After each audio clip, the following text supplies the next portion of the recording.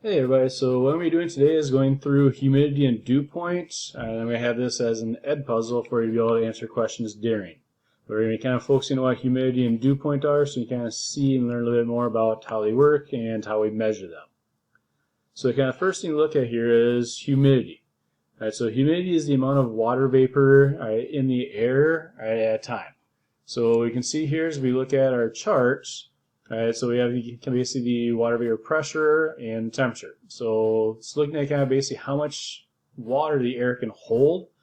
So as we increase in temperature, the air can hold more water. So that's the reason why, like on a hot day, the air feels more muggy, or you can actually kind of feel moisture. Where on really cold days, you kind of have that drier air, or there's a lot less moisture in the air. But the key thing here is simply humidity is the amount of water vapor in the air at kind of like a specific moment in time. Okay. So when we're looking at this, there's a couple of different kind of key terms. So like the specific humidity, and we're looking at here is the actual amount of water vapor in the air at a given time and place. So a lot of times we just say, it's the grams of water vapor per kilogram of air.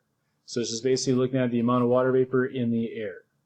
So then we look at kind of what we call the saturated air. So that's the kind of, if there's a steady temperature, right, what's the maximum amount it would take to do what we consider saturated? So that's kind of like the maximum amount of water that the air can hold, or water vapor the air can hold. Right, and when it's saturated, what we consider the rate of condensation, or the rate at which the water is condensating, or changing from a gas to a liquid, equals the rate of evaporation. Right, and that's kind of the rate in which it changes from a liquid into a gas.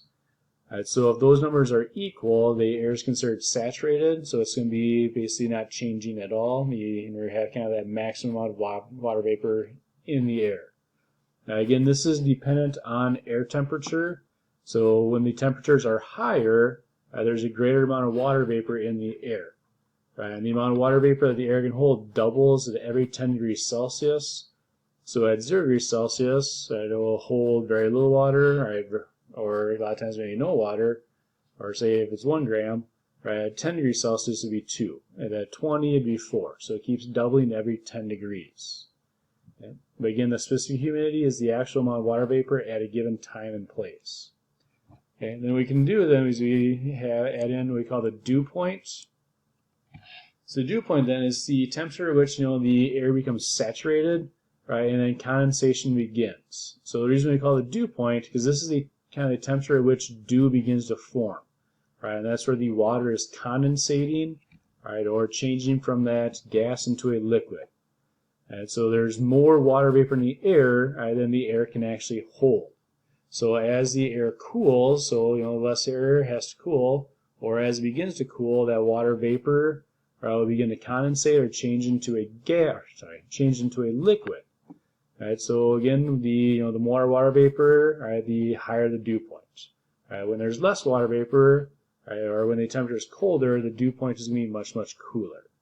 But again, the dew point, the key thing here is the dew point is the temperature at which the air is cooled, right, and condensation begins because it's at 100% humidity. Right, with that, a lot of times we call this as the relative humidity, and it's kind of comparing the specific humidity, or kind of what the humidity is at a time, to what the maximum amount it can hold is. So a lot of times we say this as a percentage, so we'd say, okay, it's 75% humidity.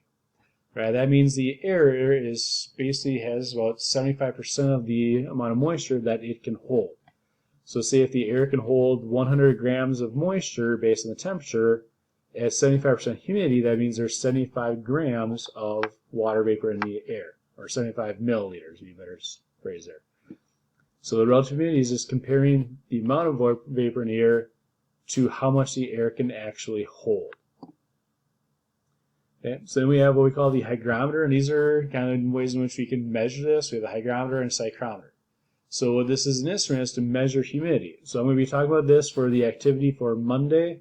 It's looking at dry bulb and wet bulbs, and it's kind of using a psychrometer. I did add a video below, all right, or on the day-by-day, the psychrometer video, that has a teacher that goes through and explains how a psychrometer actually works and kind of how we read them. And so when we're looking at this, so we have the it's an instrument measure humidity. We have the dry bulb. Right, the dry bulb, like over on for this one right here, would be the left side here. that just simply measures air temperature. So that's kind of the ambient air temperature, or the air temperature that we would typically see in a room or outside, or kind of where we are. Then we have the wet bulb. So the wet bulb has what we call a wick, or normally it's a piece of cloth surrounding a thermometer. So what's going to happen is that's going to cause, or as that water evaporates, remember evaporation will cause cooling because water is pulling heat away. So like right here we have a kind of a wick around the thermometer that as that basically water evaporates, it's going to cool. So what we can do is we can basically look at the difference between the dry bulb and wet bulb to measure relative humidity.